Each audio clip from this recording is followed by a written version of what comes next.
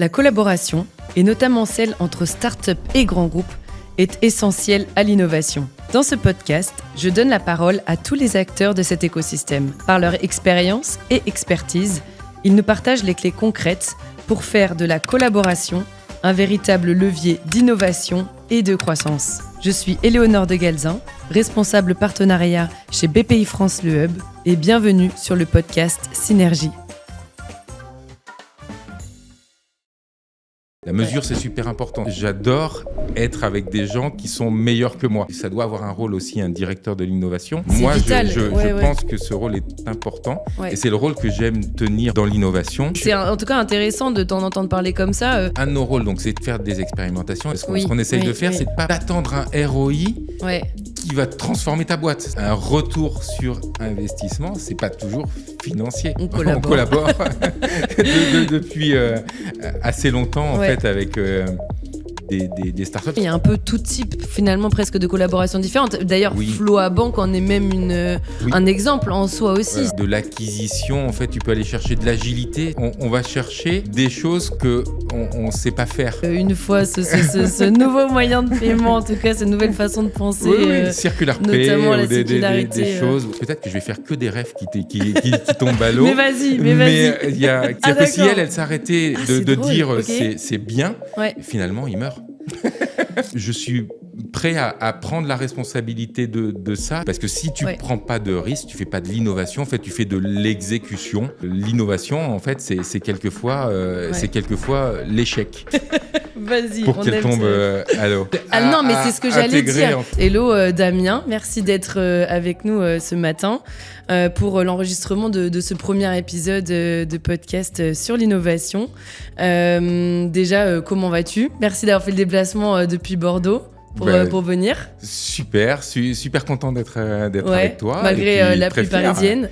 La pluie parisienne, oui, c'est vrai, mais j'ai checké, il pleut aussi à Bordeaux. C'est un fantasme qui fait toujours beau à Bordeaux. Oui, c'est ce que se disent les Parisiens, c'est que c'est quand même plus sympa là-bas, mais pas au niveau du temps. C'est très sympa, mais il pleut aussi.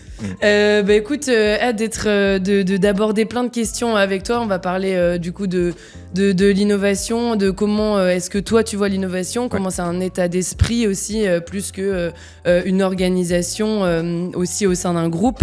Tu vas nous parler aussi de comment ça se passe chez BNP, effectivement le fonctionnement de l'innovation au sein du groupe et aussi après concrètement des collaborations que vous faites avec des startups, d'autres insights très inspirants aussi, j'en suis sûre. Du coup, si ça te va, on va un peu dérouler tous ces points-là. Super.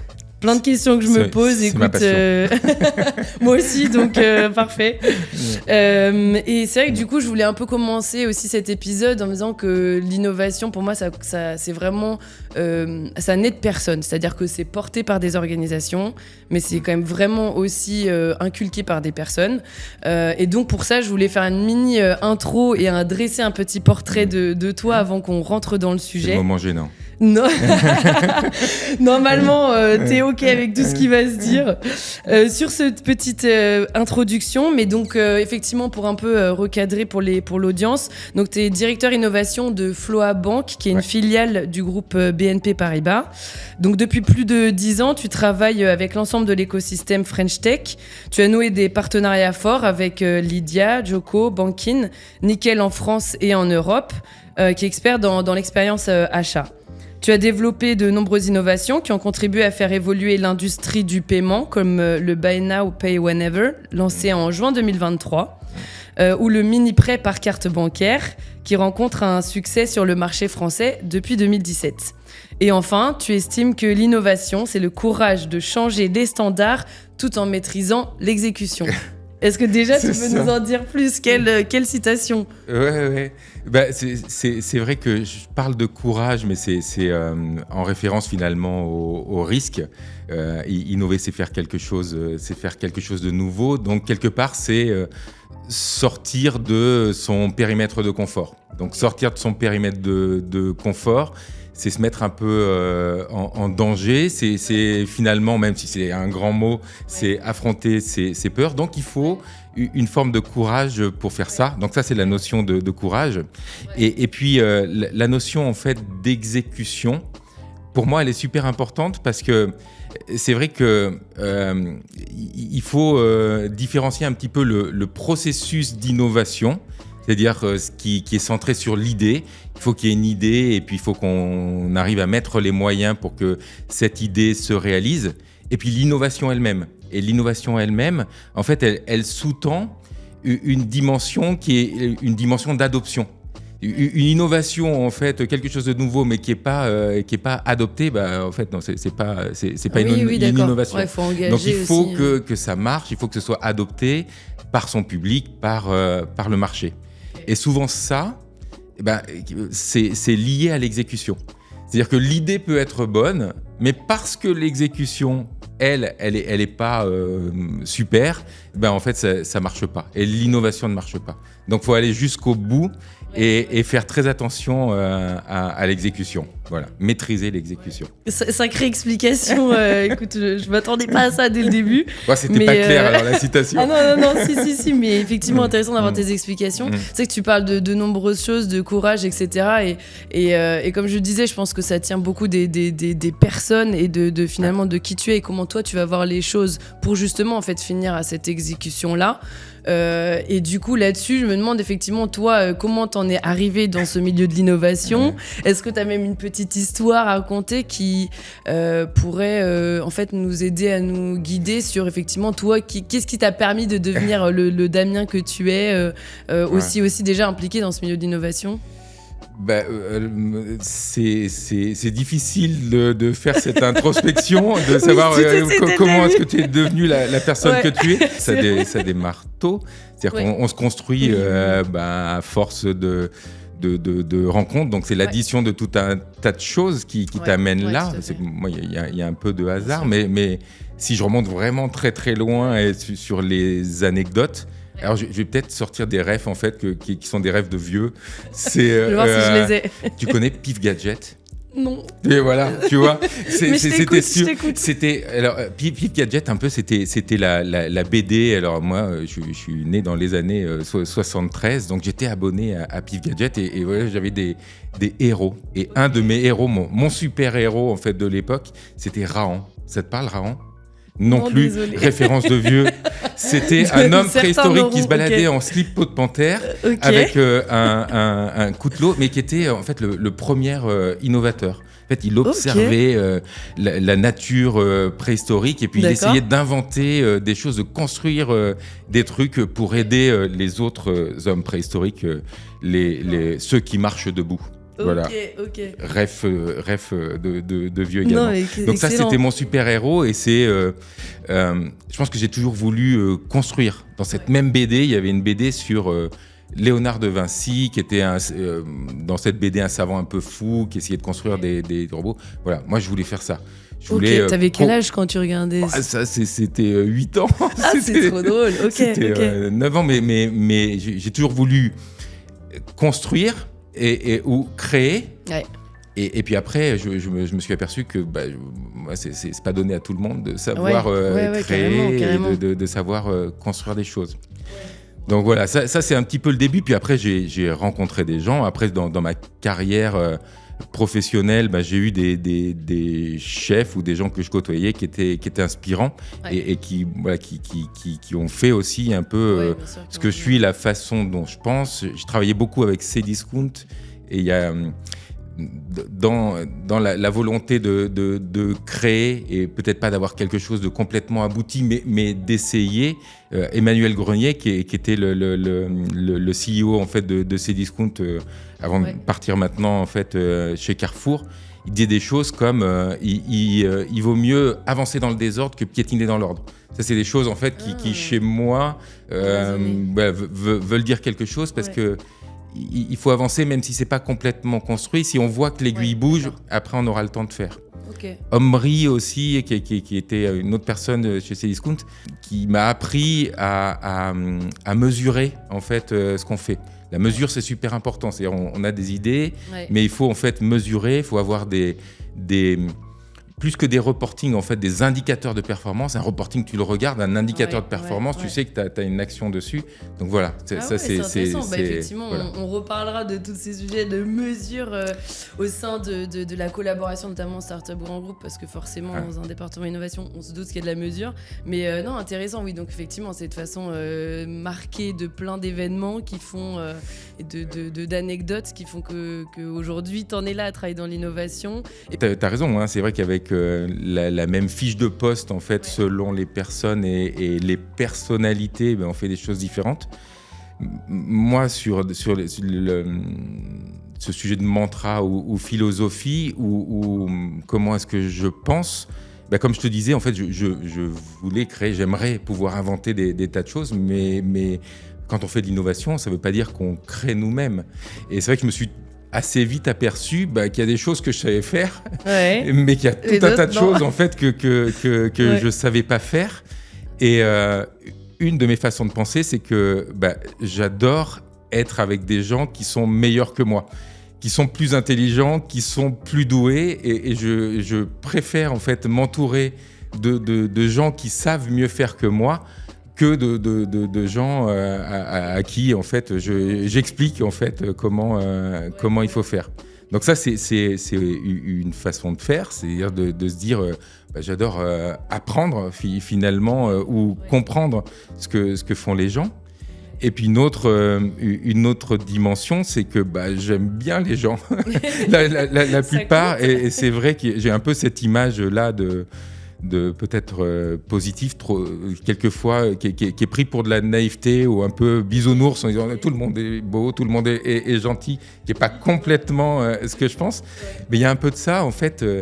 J'aime que les gens autour de moi réussissent. Donc j'aime pouvoir les accompagner, en fait, et j'aime dire ah ouais, mais tu as raison, c'est super, ça tu devrais le faire.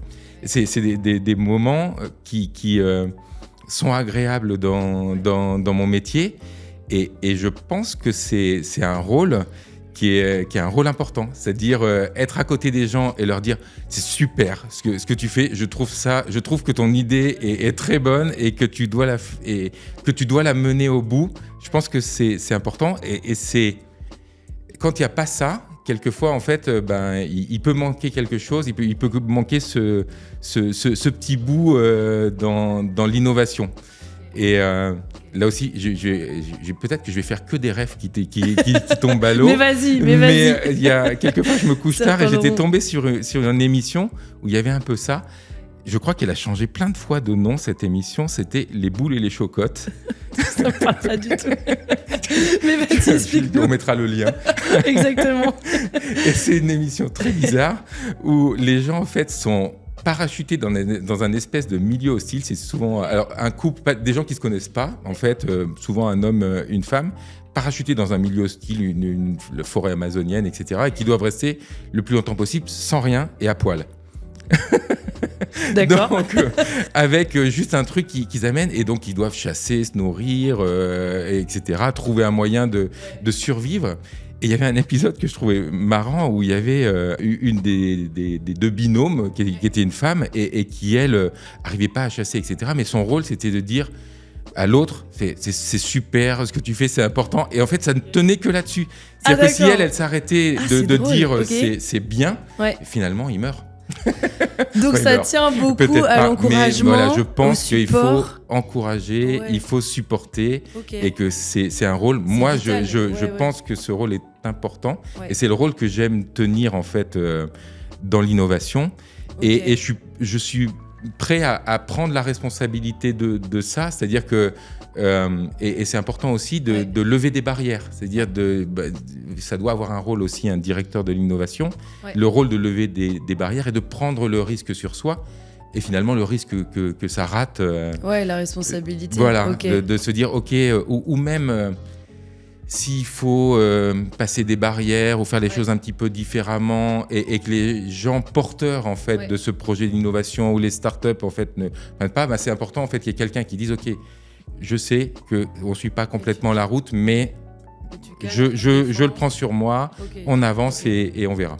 Ok, ouais, non, c'est intéressant. Et c'est vrai que l'idée, je pense aussi de tout ça, c'est de se dire en effet que ce soutien-là qui est vraiment nécessaire. Et en fait, c'est ça que vont venir chercher les startups et les entrepreneurs derrière. Peu importe le type de collaboration, c'est aussi un soutien que vous allez leur apporter. Non, c'est intéressant. Mais peut-être que pour en effet aussi recadrer sur le sujet du podcast, est-ce que tu peux nous donner aussi, toi, ta définition de l'innovation, justement Oui. Moi, je pense qu'il y a effectivement ce côté état d'esprit, mais avec plusieurs dimensions en fait dans l'état d'esprit. C'est ce que je te disais tout à l'heure. En fait, innover de façon assez simple, c'est faire quelque chose de nouveau. Ouais. Mais c'est vrai que quand on dit ça, en fait, il y a un peu des injonctions contradictoires parce que faire quelque chose de nouveau, c'est faire quelque chose que quelqu'un n'a jamais fait, et tu sais pas ce qui va arriver. Tu peux pas prédire ce qui se passe quand tu fais quelque chose pour la première fois. Ouais. Et donc, une des premières dimensions qui est pour moi très importante dans l'innovation, c'est la prise de risque. Et pourquoi est-ce que je parle en fait d'état d'esprit ? C'est que si on parle de l'entreprise, l'entreprise, justement, elle a cette injonction contradictoire, c'est de dire « Ok les gars, innover, faites un truc nouveau qui va pouvoir nous rapporter, amener de la valeur. Mais explique-moi en fait comment tu vas faire, combien de temps ça va prendre et combien ça va coûter, combien ça va te rapporter. » Et donc finalement, cette injonction, c'est de dire fais quelque chose de nouveau, mais explique-moi exactement comment ça va se passer.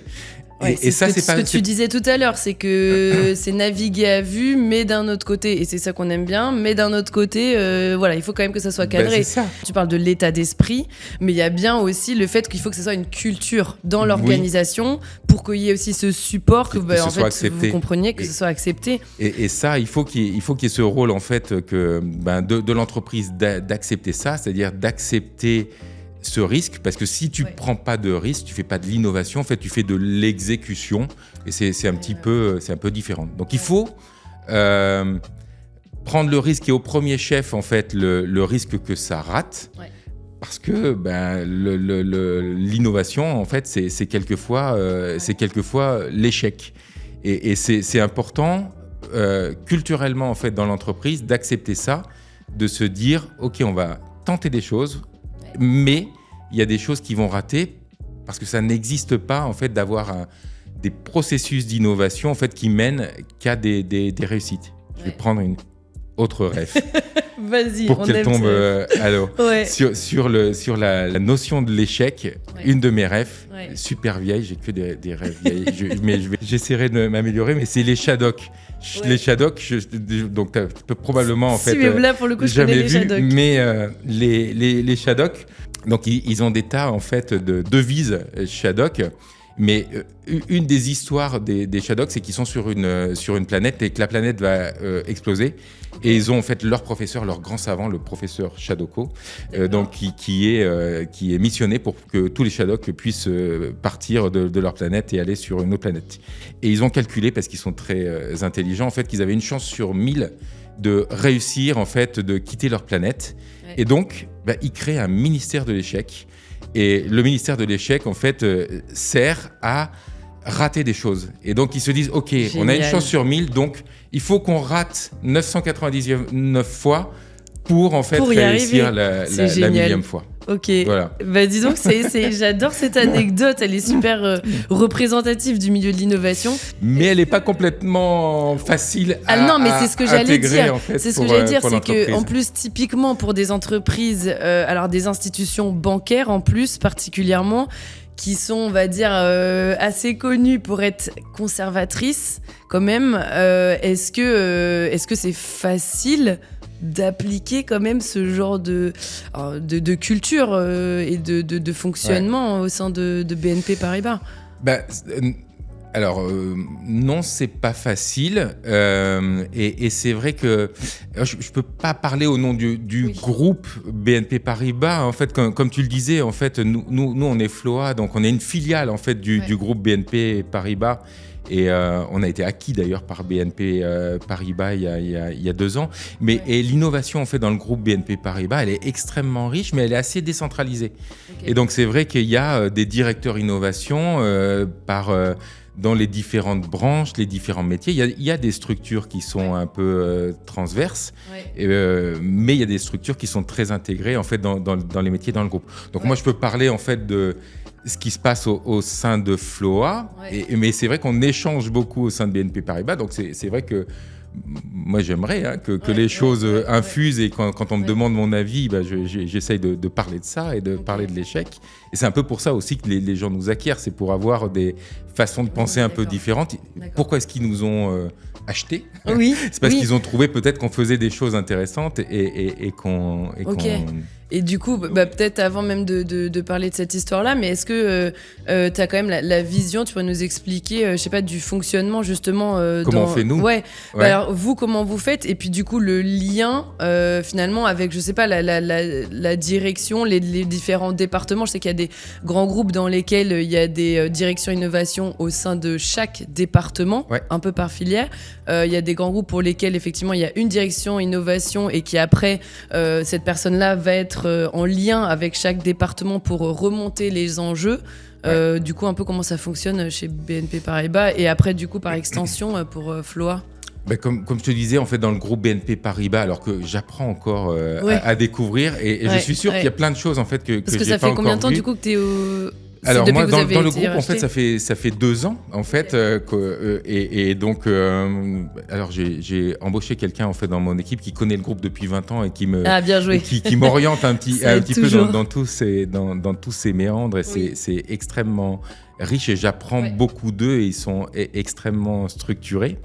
Et c'est vrai qu'on est très proche, par exemple, de la direction en fait de la partie retail en fait de la banque commerciale en France, ou d'autres entités un peu plus transverses comme les entités en fait Be Up Accelerate qui travaillent avec Plug and Play et qui sont en fait chez Station F, mais qui travaillent un petit peu différemment de nous et qui n'ont pas les mêmes moyens et même les mêmes objectifs. Floa en fait c'est la fintech du groupe BNP Paribas qui développe des solutions de paiement, des facilités de paiement pour accompagner les nouveaux modes de consommation des utilisateurs. Donc c'est vrai que notre innovation, elle est un peu centrée là-dessus. Mais après, tu veux peut-être revenir dessus d'ailleurs. Mais oui, je peux te dire, nous, ce qu'on a mis en place, il faut en fait que ça se diffuse. Et puis, je te parlais de la mesure et du fait de tester. Ça s'applique aussi à l'organisation. Hein. Donc, on regarde si ça marche pas, on change. On a créé ce qu'on appelle, nous, un innovateur journey. D'accord. Et l'innovateur journey, en fait, on a découpé ça en 3 étapes dans le processus d'innovation. Hein. Je t'ai dit que le processus d'innovation et l'innovation, c'est des choses différentes. Et donc, il y a des choses importantes qui sont inspirées. Il faut, en fait, que les gens aient des idées. Et donc, on met en place tout un tas de choses pour inspirer les gens. Donc là, on les oriente vers des news, on fait des concours d'innovation, on fait venir en fait des startups pour pitcher. On a des sessions qu'on appelle Inspire, qui sont des petits formats entre midi et 2, où des gens qui ont réussi dans leur domaine, pas forcément le nôtre, viennent expliquer ce qu'ils font. Et on espère qu'à travers ça, il y a des choses qui vont émerger. C'est-à-dire qu'il y a une vraie acculturation des idées. De tout le monde. Et donc c'est le début, c'est le point de départ. En fait, c'est une idée. Et après, on a une deuxième étape qui est extrêmement importante, qui est structurée. C'est-à-dire que ce que je dis souvent, c'est une idée dans la tête de quelqu'un, ça vaut rien. C'est-à-dire qu'il faut que cette idée, elle s'exprime, qu'elle s'enrichisse, qu'elle soit confrontée à la réalité. Donc là, en fait, on se dit comment je donne la chance au produit, comment est-ce que je fais en sorte de confronter cette idée avec finalement le plus de monde possible. Donc on essaye de créer des workshops pluridisciplinaires, souvent avec des startups, c'est-à-dire qu'on a vu des choses, on a dit ah oui, ton idée ça me fait penser à telle startup que j'avais vue, ce serait bien que tu les rencontres, ou essaye que tu as parlé à d'autres personnes dans la boîte pour ça. Et donc là, on construit quelque chose qui peut être pitché.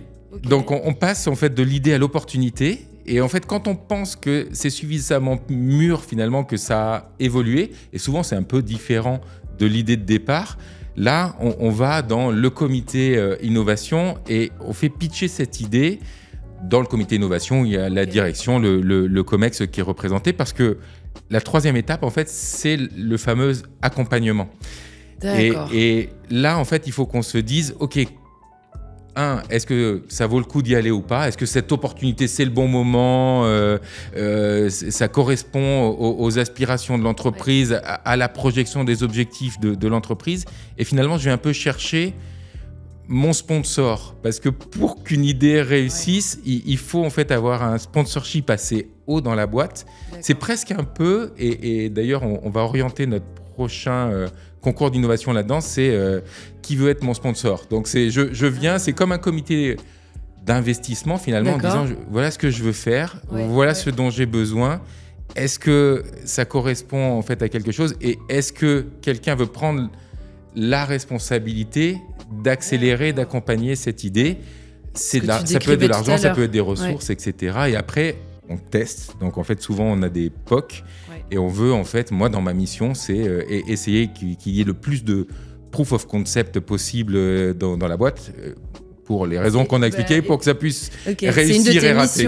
C'est une de tes missions. Et donc, aussi, un de tes objectifs, ça, d'effectivement, toi, c'est concrètement, est-ce que c'est quelque chose qui va être évalué ? En fait, toi, tes missions, tes KPI, en gros, pour en effet mesurer l'innovation, en tout cas, c'est une part de la mesure, ça va être le nombre de POC, par exemple, déployés ? Oui. Dans mon service, il est découpé, mais c'est un peu spécifique, avec du discovery, en fait, qui est une partie du service qui est vraiment orienté sur quels nouveaux usages, nouveaux comportements, et donc on essaye de voir assez large et d'essayer de comprendre ce qui se passe et de connecter en fait les choses à l'entreprise. Et puis une qui est un peu plus delivery, j'ai des gens qui sont en relation avec du développement, donc j'ai aussi dans mon service des objectifs qui sont des objectifs de prod. J'ai des produits en fait qu'on a accompagnés, qui sont encore un petit peu nouveaux, qui sont encore un petit peu jeunes, et qu'il faut coucouner pour essayer en fait que, en gros, si on les regarde plus et si on ne s'en occupe plus, ils meurent. donc il faut en fait que on les fasse grandir et qu'ils prennent leur place dans l'entreprise. Donc là, j'ai des objectifs en fait de production. Mais dans la partie discovery, c'est vrai que là aussi, on s'oriente vers une trajectoire qui est plus OKR que objectif et KPI. D'accord. Donc on essaye d'avoir une vision un petit peu haute, et dans les OKR de la direction innovation, il y a ça, il y a en fait l'ambition en fait d'inspirer, en fait d'accompagner et de faire se réaliser des idées, de les tester, de les expérimenter. Et moi j'ai posé en fait des notions de avoir une quarantaine de POC. D'accord. Oui, c'est ça, ce que tu parles d'OKR, etc., pour que ça soit bien clair pour tout le monde, c'est qu'en effet, c'est des objectifs qui sont fixés, du coup, par... Alors, il y a des objectifs stratégiques, en fait, de la boîte, et qui, d'ailleurs, correspondent normalement à ceux du groupe. La BNP, en fait, a des objectifs, normalement, qui se ressentent dans les objectifs de FLOA, évidemment. Un des objectifs en fait stratégiques, par exemple la finance durable ou la tech, qui sont des objectifs du groupe BNP Paribas, par cascade, en fait, on les retrouve chez FLOA. Et nous aussi, c'est très important, et on veut travailler en fait sur l'accompagnement vers des modes de consommation qui soient des modes de consommation plus durable, et donc en fait cette notion en fait de finance durable, on la retrouve et on oriente donc l'innovation. En tout cas, on essaye de générer des idées plutôt en fait dans ce sens-là. La tech aussi, c'est très important pour plusieurs choses, pour accompagner nos utilisateurs, nos partenaires marchands, mais aussi pour améliorer nos process, pour que on ait une boîte qui grossit beaucoup. Et la tech, ça permet de changer de modèle économique et de faire autant ou plus avec moins. Moyen, ouais. Enfin, il y a peut-être des résultats particulièrement attendus pour que ça respecte des normes. Et je pense notamment à une réglementation, donc pas ESG, mais cette fois-ci qui est plus pour faire face à l'augmentation des cyberattaques, je crois, dans le système bancaire. J'avais entendu parler de la réglementation DORA sur la résilience numérique qui... ça fait un petit moment, je sais qu'on en parle, mais en tout cas, elle va être applicable là dès janvier 2025.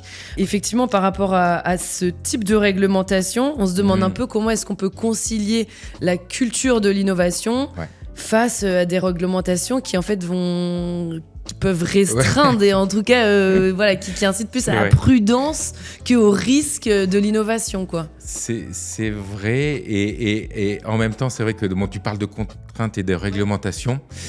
Alors, dans le domaine financier et de la banque, si tu as une petite aversion à la réglementation, il faut pas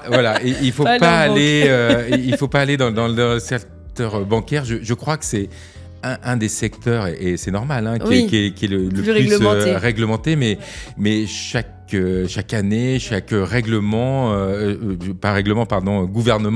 il va en fait de sa réglementation supplémentaire, alors via l'Europe, mais on est très inventif et c'est vrai que on réglemente, mais finalement c'est pour protéger.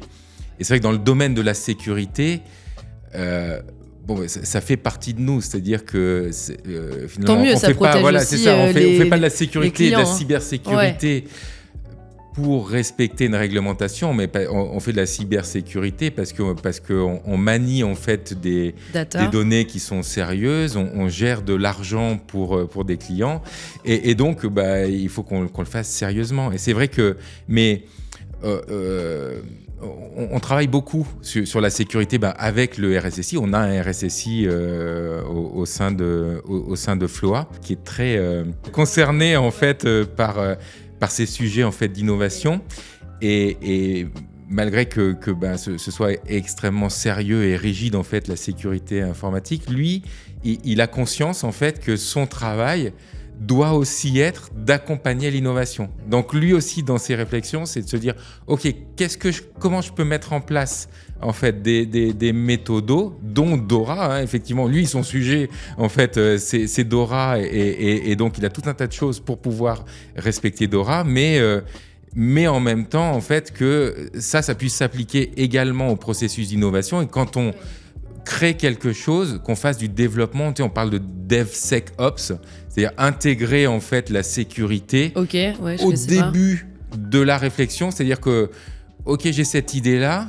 s'il y a 2-3 personnes en fait à aller voir dans la boîte avant de démarrer pour pas qu'il y ait un stop absolu sur le développement de son idée, c'est la compliance, c'est la sécurité informatique qui vont pas chercher. Quelquefois on a peur parce qu'on va pas les voir, on se dit OK, si je leur parle de ça, le sujet est mort, je vais pas pouvoir faire. C'est pas vrai, c'est des gens en fait qui sont ouverts et qui comprennent ça et qui cherchent à justement en fait endosser ce rôle-là, aussi de t'accompagner dans l'innovation. Et c'est pas les derniers en fait en termes de créativité et d'imagination. Il y a ce volet qui est OK, la sécurité doit faire partie de l'innovation, il faut que j'essaye de sécuriser le processus pour qu'ils arrivent à faire des trucs nouveaux.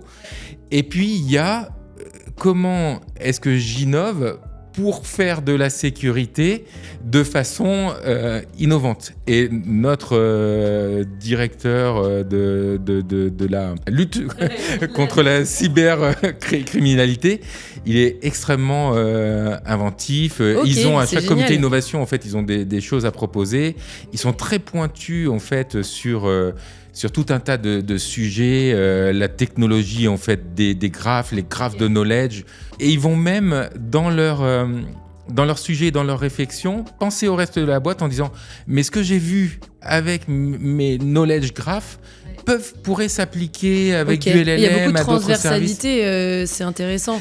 Je pense que c'est aussi la définition même de l'innovation, c'est que ça peut s'appliquer finalement à tous les secteurs. Et là, on parle effectivement de la cybersécurité, mais en fait, l'idée, je pense effectivement. Et puis dans chaque groupe, c'est que ça s'adresse à chaque métier au sein du groupe.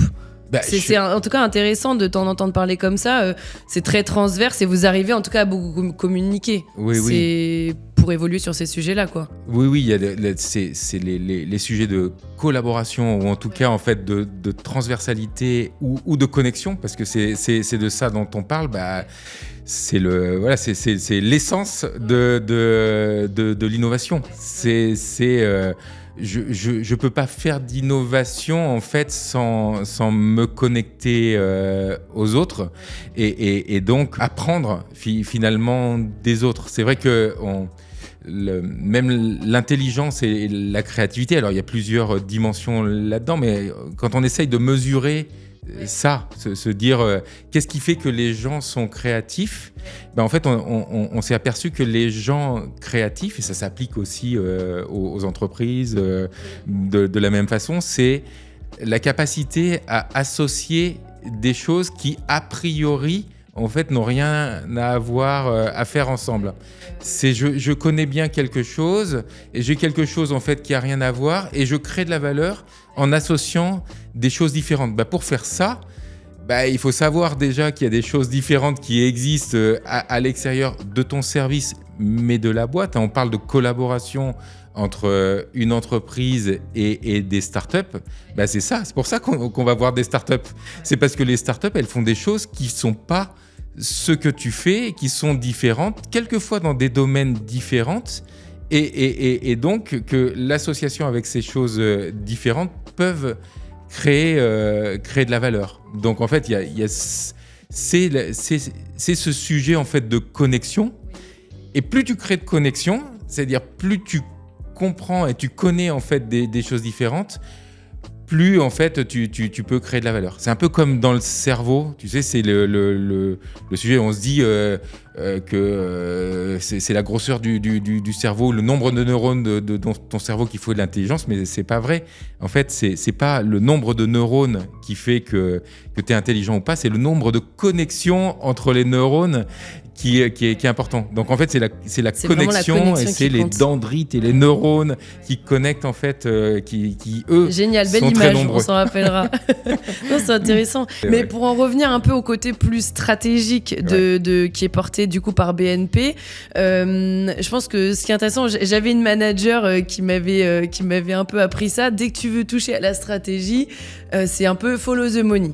C'est-à-dire d'où vient un peu le financement, quelle part, est-ce que tu as une idée de, je sais pas, de la part de financement, beaucoup de questions derrière ça, mais c'est même... j'ai pas une vision très claire en fait de ça côté BNP. C'est évidemment très important pour la BNP et ils le font de différentes façons. Je t'ai expliqué que c'était décentralisé, donc je suppose qu'il y a des choses assez différentes et quand il y a des structures transverses, elles ont évidemment en fait un budget de fonctionnement qui est propre, qui est sécurisé, qui est sécurisé pour elles. Et puis après, dans d'autres entités, ça doit être un pourcentage des capex de l'année qui est affecté à ça. Nous, c'est ce qu'on essaye de faire aussi côté Floa, c'est de se dire finalement, il faut sécuriser parce que quand les temps deviennent durs, quand on commence à regarder les budgets, quand il faut faire un peu des coupes, quand il faut faire des choix,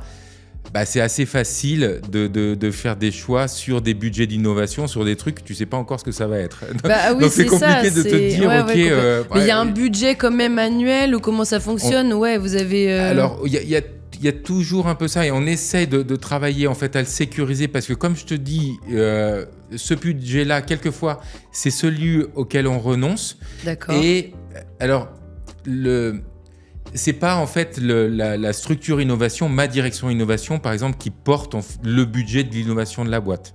Généralement, en fait, l'innovation, elle existe aussi sans que j'ai trop à intervenir dans les différentes BU. Et donc, les différentes business units ont un budget et elles peuvent, grâce à leur budget, si elles ont besoin en fait de personnes, se dire ok, moi j'ai compris les objectifs en fait, les OKR que m'a donné le boss et je vais y arriver et je vais innover, je vais créer des collaborations, ça rentre en fait dans mon budget. Et puis il y a des choses un peu plus transverses qui sont en fait pas forcément sur une business unit, mais sur plusieurs business units. Et là, c'est important en fait de se dire, finalement, c'est un des moyens de lever les freins, c'est de dire, t'occupes pas du budget, on a mis un petit peu de côté et nous, on va accélérer et nous, on va investir là-dedans. Et là, ça peut être un pourcentage et on est en train de créer, et là, c'est tout nouvellement une structure chez Floa qui est la structure en fait de la transformation stratégique. Dans la transformation stratégique, on met la direction innovation, mais on met aussi la partie ESG et on met aussi la partie data et IA. Parce qu'on se dit en fait que c'est des sujets qui doivent infuser dans la boîte et qui sont des sujets de transformation. Et on se dit en fait que sur ces sujets-là, on va demander en fait un pourcentage de CAPEX. Je ne sais pas si mon boss a réussi à négocier en fait le budget pour cette année. Mais ce qu'on se dit, c'est 5% des CAPEX, quelque chose comme ça, c'est bien. Voilà, si on arrive en fait à faire ça, c'est bien. Et après, vous êtes indépendant dans la façon dont vous allez gérer ce budget-là. C'est une fois qu'en fait il a été accordé, après finalement à vous c'est l'idée et l'idée c'est de pouvoir. Je sais pas si tu as des idées de montant aussi peut-être à nous donner, qu'on se rende compte, tu vois, de bien sûr. Concrètement ce qui vous est accordé. Comme terrain de jeu. On touche en fait le sujet du ROI et le sujet en fait de ces tests, de ces expérimentations. Nous, ce qu'on se dit en fait, c'est que un de nos rôles, donc, c'est de faire des expérimentations. Une expérimentation, en fait, c'est pas 5 ans d'expérimentation, 2 ans d'expérimentation et sur des choses extrêmement larges. On essaye de multiplier l'époque. Je t'ai parlé de 40. Donc forcément, en fait, il faut que ce soit du petit argent, c'est-à-dire des petits budgets. Il faut essayer de faire en sorte que ce soit moins de 100 000 euros. Et si on peut en faire à 10 000 euros, en fait, c'est mieux parce que ça lève des freins, en fait, de se dire, OK, je vais faire plusieurs petites expérimentations, en fait, de 10 000 euros. Et le CEO, en fait, de la boîte et le COMEX de la boîte, en fait, a une vision aussi de ça en se disant, ce qu'on doit mettre dans ce budget-là, ce budget en fait d'expérimentation, de collaboration avec des startups sur lesquelles on ne sait pas exactement ce que ça va donner, c'est de l'argent qu'on est amené, qu'on peut perdre. Donc il faut avoir intégré au moment où on décide de le faire que peut-être je vais perdre cet argent. Et donc c'est plus facile de se dire je vais peut-être perdre 80 000, 100 000 euros, ou 10 000 ou 20 000 euros que 1 million. Et c'est souvent aussi quelque chose où, en tout cas, nous, on fonctionne comme ça. Ce qu'on essaye de faire, c'est de ne pas projeter dans les expériences. Ouais, de quelque chose, en fait, qui est de se dire, d'attendre un ROI qui va transformer ta boîte. C'est-à-dire de dire, je vais faire un truc, ça va... C'est plutôt ouvert comme façon de penser, parce que forcément, j'ai en tête là, le fait qu'il y a quelques jours, là, début décembre, en tout cas, il y avait l'application Shine, je sais, qui avait été rachetée par Société Générale, dont ils annonçaient qu'ils venaient de s'en séparer là. Et une des premières causes, c'est parce que c'était pas rentable. Oui. Donc c'est bon. Après, chacun son fonctionnement, mais du coup, c'est intéressant de voir. En tout cas, vous, en tout cas, de là, dans toi, ta direction, on admet le fait qu'il n'y ait pas forcément un ROI très attendu. Alors, je me doute quand même un peu, parce qu'il faut bien que... Je peux pas te dire ça. Ok, et je pense que c'est pas l'idée, en fait, de se dire faisons des trucs qui sont pas rentables. C'est-à-dire, c'est pas ce qu'on se dit. Et c'est vrai qu'on sur le sujet, en fait, de Shine et de la rentabilité. Donc oui, il se sépare de Shine, mais après je sais pas, voilà ce qu'il voulait faire en fait la Société Générale par rapport à ça, et c'était peut-être de l'investissement, mais c'est vrai que par exemple dans la Société Générale il y a Boursorama qui a perdu de l'argent en fait pendant très longtemps et qui maintenant en gagne. Donc la Société Générale a investi en fait dans la Société tout à fait. Générale. Bon, après c'est comme pour tout ce que tu disais, il y en a qui fonctionnent, d'autres non. Oui, et donc je pense que c'est la question en fait, c'est quel est l'objectif que tu mets derrière ça, et peut-être que si les objectifs sont trop ambitieux ou s'ils sont pas réalisés, eh ben tu peux être amené à changer d'avis. Et c'est peut-être pas très grave. C'est le fait de changer d'avis et de se dire ben non, finalement ça va pas le faire. Bah ça fait partie de la boîte, mais sur le sujet en fait de la rentabilité de l'argent et du ROI, ce qu'il faut aussi se dire, c'est que tout le monde met derrière le ROI, et c'est vrai que je travaille dans une banque, donc tu vois de quoi il s'agit. On ne peut pas dire différemment, mais c'est un ROI financier. C'est pas toujours un retour sur investissement, c'est pas toujours financier. C'est-à-dire, on peut se dire, j'investis dans cette expérimentation, dans cette collaboration, et finalement, ce que je veux en retirer, c'est je veux apprendre. Ouais. Donc, je veux me doter en fait d'une technologie que j'ai pas, parce que je pense que plus tard ça va être utile, parce que tous les autres y sont et que j'aimerais voir un petit peu. Et donc, c'est peut-être pas le sujet sur lequel t'attends la plus grosse rentabilité, mais t'attends par contre un retour qui est un retour un peu différent du financier. Et on a aussi ce rôle-là, et je pense que la BNP, je discute pas avec tous les plus grands chefs à plumes de la BNP, mais je pense que c'est ce qu'ils attendent aussi de Floa et de nous, c'est d'être une forme de laboratoire et finalement en fait qu'on investisse dans des choses qui peuvent être un peu nouvelles et qui peuvent au début être petits et peut-être pas en fait révolutionner la rentabilité, doubler, tripler la rentabilité de la boîte, mais qui peuvent avoir de la valeur et sur lequel on peut, je parlais de la mesure, c'est l'aiguille a bougé, ok, on va regarder, on va ajuster les trucs, on va travailler un petit peu différemment. Si le sujet c'est la rentabilité, c'est le modèle économique et qu'il faut travailler sur le modèle économique, travaillons sur le modèle économique.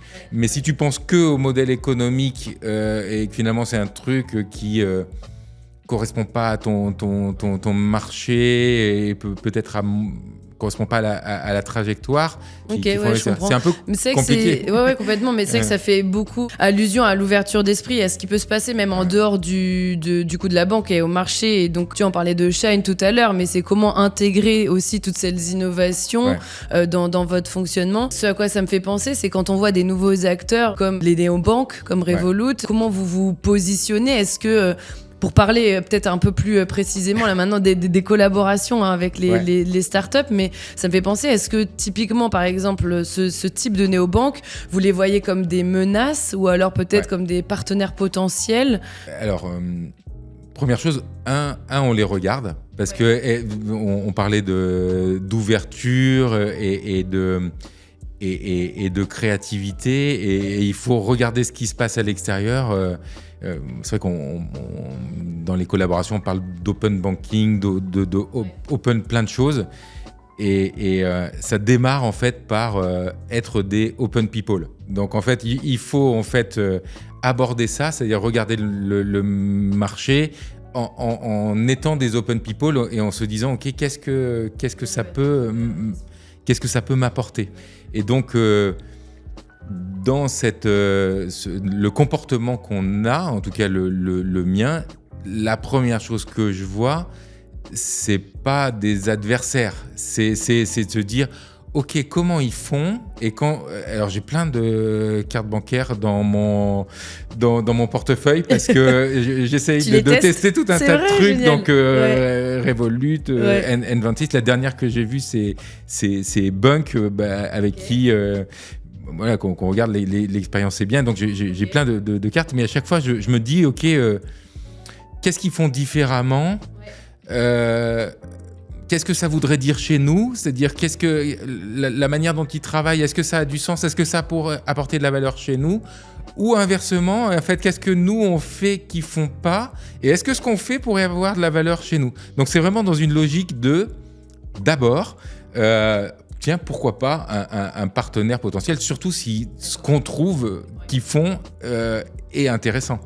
Et je trouve que ce que fait Revolut est intéressant. Donc d'abord, je pense plutôt avoir une logique partenaire et après, si évidemment ils font mieux que nous sur notre marché, là il faut avoir une introspection en se disant ok, pourquoi ça marche si bien chez eux, quel est vraiment, moi, en quoi je suis différent, quelle est ma valeur, et ça m'amène à réfléchir en fait sur la valeur de la boîte et à se dire qu'est-ce que je pourrais intégrer, peut-être avec d'autres acteurs, qui me permettrait de faire mieux ou différemment voilà, pour améliorer. Et du coup, pour rentrer aussi plus concrètement dans le sujet, est-ce que tu peux nous parler de collaboration concrètement peut-être que vous auriez fait donc en partenariat ou peut-être d'autres formes de collaboration mais qui ont réussi le fait d'avoir travaillé avec des startups et s'il y a eu ce succès-là, grâce à quoi finalement? On parlait de ROI, est-ce que c'était financier ou pas, mais intéressé d'avoir quelques succès, même si après on parlera des échecs, parce que je pense que c'est ça aussi, comme tu le disais tout à l'heure, qui permet aussi d'arriver à des succès. C'est parce que peut-être il y aura eu des échecs avant. Mais pour commencer par des succès. Oui, alors c'est vrai que des collaborations concrètes ou qui sont des succès avec des acteurs eux-mêmes à succès, c'est vrai qu'on collabore depuis assez longtemps en fait avec des startups. C'est compliqué en fait de mettre aussi le niveau sur ce qu'est une startup. Par exemple, je vais te donner des noms en fait de collaboration. Aujourd'hui, tu te dis c'est pas une startup, mais c'est vrai que à l'époque où on a commencé à travailler avec eux, c'était des startups. Tu vois, Content Square, on est des très gros utilisateurs de Content Square. On travaille avec eux depuis longtemps. Content Square, c'était pas l'ultra licorne en fait qui est aujourd'hui. Ouais. C'est très inspirant en fait pour nous cette façon de travailler. Ça a forgé des comportements et même ça a bougé l'organisation en fait de la boîte dans un certain sens. Il y a autour en fait de la conversion, en fait, il y a des gens chez nous qui font du CRO, de la Conversion Rate Optimization, et autour de ça, autour de comment je mesure, comment j'analyse, je teste, j'adapte et je reviens en fait dans un cycle qui d'ailleurs infuse dans des sujets d'innovation. Ça, c'est un peu Content Square. Neo4j, je te parlais, je ne sais pas si ça te parle, mais qui est aussi une énorme boîte, en fait, maintenant, ou Dataiku. Donc, au début, c'était une start-up. Okay. C'était moins gros. Mais effectivement, en tout cas, ce que tu essayes de dire aussi, c'est le fait qu'au début, il y avait des start-up, c'était des tests peut-être de collaboration, et qu'au final, ça a pris tellement d'ampleur que ça a pu changer jusque presque le système d'organisation. Loin de moi l'idée en fait de dire que c'est grâce à notre collaboration en fait avec ces entreprises en fait qu'elles ont pu prospérer comme ça, mais c'est vrai que en tout cas, ou que ça a aussi inversement changé BNP peut-être. Quand ça réussit, c'est pas un hasard en fait, c'est que quelquefois voilà, c'est des gens qui sont bons dans leur métier en fait, chacun de leur côté, et la collaboration en fait de deux gens qui sont très bons dans leur métier, normalement ça donne des collaborations qui font des succès. Donc il faut trouver, il faut détecter. On a eu aussi des choses qui étaient beaucoup plus petites. Quand ça marche bien, on est fidèle. Hein. Donc on a des collaborations de 20 ans avec des startups. On a même créé quelquefois le pivot de la startup. Donc je pense des startups en fait dans le KYC ou l'analyse documentaire en fait Neteos qui a été racheté là par le groupe Namiral. D'accord. Au début, ils étaient pas là-dessus, ils étaient sur la sécurité et en travaillant avec eux, en fait, on a co-construit en fait leurs produits et maintenant en fait ce sont des acteurs qui comptent et ils gardent une indépendance comme ça quand vous collaborez avec eux parce que par exemple effectivement tu parles de Content Square, donc c'est un type de collaboration que vous avez avec eux, mais eux vont continuer d'exister de leur côté. Est-ce qu'il y en a que vous allez intégrer ou vraiment il y a un peu tout type finalement presque de collaborations différentes? D'ailleurs FloaBank en est même un exemple en soi aussi, c'est que ça a été une intégration d'un produit spécifique mais qui est quand même resté indépendant. Est-ce que c'est le cas à chaque fois? Je sais pas, il y a peut-être pas de généralité à faire, mais après c'est aussi c'est des belles histoires qui naissent comme ça hein, finalement, mais alors oui, c'est vrai qu'il y a ce qu'on fait nous et ce que fait le groupe. Alors le groupe il teste beaucoup plus de choses que nous. Il y a des choses, ils font du corporate venture building, c'est-à-dire qu'ils créent en fait des startups from scratch. Ils acquièrent également en fait des startups ou des fintech dans lesquels ils croient. Floa, en fait, on est plus dans la collaboration. En fait, ce qu'on va chercher, c'est pas la même chose que ce que BNP peut chercher. C'est vrai qu'on se dit quelquefois que de l'acquisition, en fait, tu peux aller chercher de l'agilité, c'est-à-dire des processus agiles, de la rapidité. Nous, on va pas chercher ça. C'est-à-dire que nous, on est agile.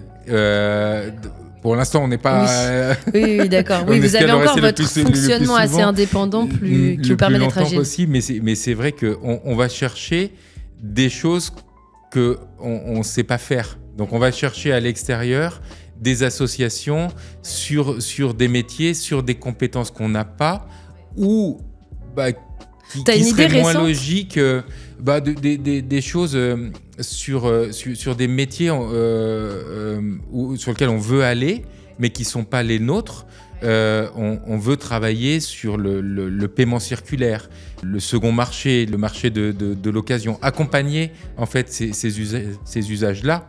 Et il y a des produits que l'on crée, mais nous, on n'est pas broker, on ne connaît pas en fait ces métiers de l'occasion. Donc, dans notre réflexion, dans la recherche qu'on fait, on va aller essayer de discuter avec des gens qui connaissent ça, avec des plateformes. Oui, c'était le sujet du don contre don. Je crois qu'on en avait parlé une fois, ce nouveau moyen de paiement, en tout cas, cette nouvelle façon de penser. Oui, Circular Pay ou des choses, ou même associer de l'épargne et du financement. Donc là, forcément, en fait, on va chercher des choses différentes. Et c'est vrai que BNP Paribas, nous, on fait partie de cette expérience et de ce succès-là. C'est-à-dire que ils sont venus nous chercher parce qu'ils ont identifié, en fait, dans notre comportement, dans nos modes de fonctionnement, en fait, des choses qui pouvaient être intéressantes pour le groupe. Je pense dans notre métier, le métier, en fait, des solutions de paiement, des solutions financières, du buy now,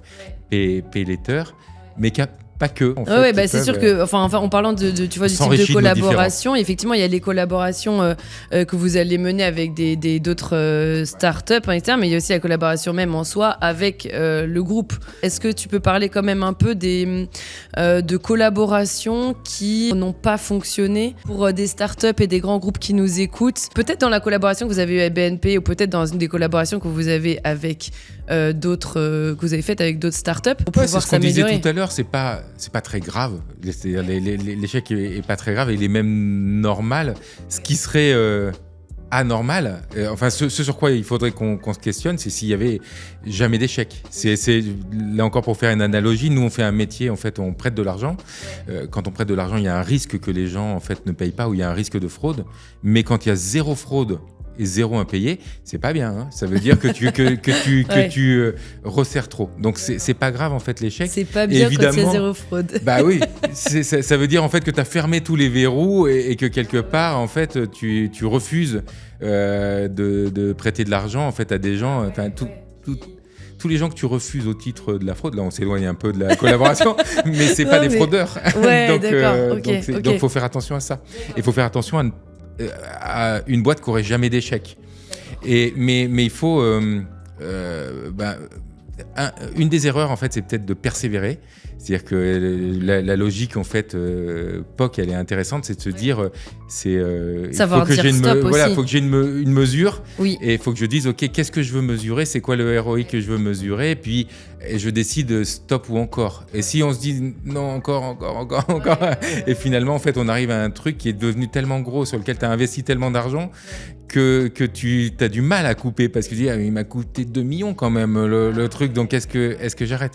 Donc oui, l'erreur, et puis même pour la start-up qui est en face, du coup, il y a un espoir aussi peut-être trop long. Les deux, donc je pense qu'il faut essayer de faire des tests rapides, bien mesurés et s'arrêter. Des exemples, j'en ai peut-être qu'ils sont porteurs d'espoir aussi, qui disent quelquefois l'échec, il est dans l'exécution, on a dit. Donc là, il faut se questionner soi-même en disant c'est peut-être pas la mauvaise idée, mais c'est peut-être nous, il faut qu'on réfléchisse, qu'on le fasse différemment, ou avec qu'un autre acteur parce que ça fit pas. Et puis il y a la maturité du marché et même de la société. On a lancé la signature électronique en fait, je crois en 2007-2008, c'était une catastrophe. C'est-à-dire que donc on s'est dit oui, il faut faire ça, arrêter le papier. Ouais. C'était un parcours horrible, c'est-à-dire qu'on intégrait des cookies, il y avait des messages d'erreur qui popaient partout et on se disait non, c'est l'avenir, c'est la technologie.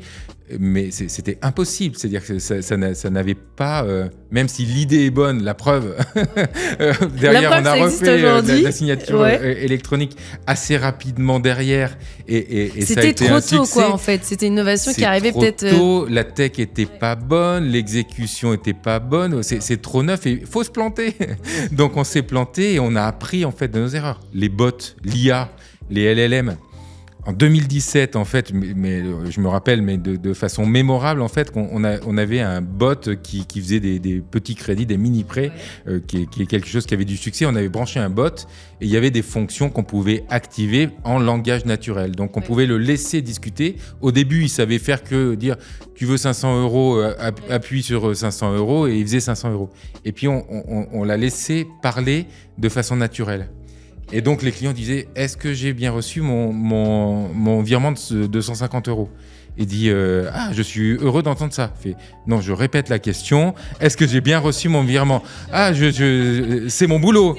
C'est mon boulot. » Et donc, c'était pas possible. Donc, on a testé et on a coupé très vite. C'est-à-dire qu'on a bien vu que c'était pas le moment. Ok, donc, d'accord. C'était pas mûr. Et pour autant, c'était une bonne idée, c'était du potentiel, mais voilà, ok, mais juste c'était trop tôt avant l'heure. Ok, oui, mais comme quoi ça dépend aussi finalement vraiment du timing. Enfin, il y a plein de critères qu'il faut prendre en compte pour que ça fonctionne. Mais le timing en est une. Et puis de toute façon, effectivement, il y a cette histoire d'échec. Soit ça réussit, soit on apprend pour valoriser l'échec. C'est joli, c'est belle citation. Effectivement, on arrive sur la fin en plus. C'est le CEO. En tout cas, tu l'as bien intégré, tu l'appliques. Mais ça, juste pour finir, effectivement, sur la fin de cet épisode, je voulais savoir, est-ce qu'il y a quand même un élément d'inspiration que tu peux nous donner, que ça soit un média ou un type de contenu qui, toi, t'inspire au quotidien et qui pourrait servir aussi pour les auditeurs?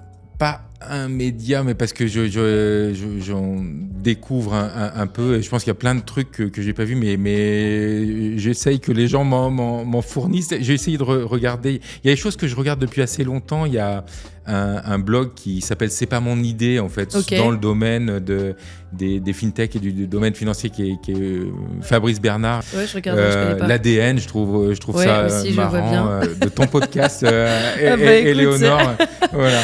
Je pense qu'il va inspirer des générations d'innovateurs. On va en effet interroger des nombreuses personnes de l'écosystème sur ces sujets-là. Et écoute, effectivement, j'espère que ça pourra inspirer un bon nombre de personnes et en tout cas donner des conseils.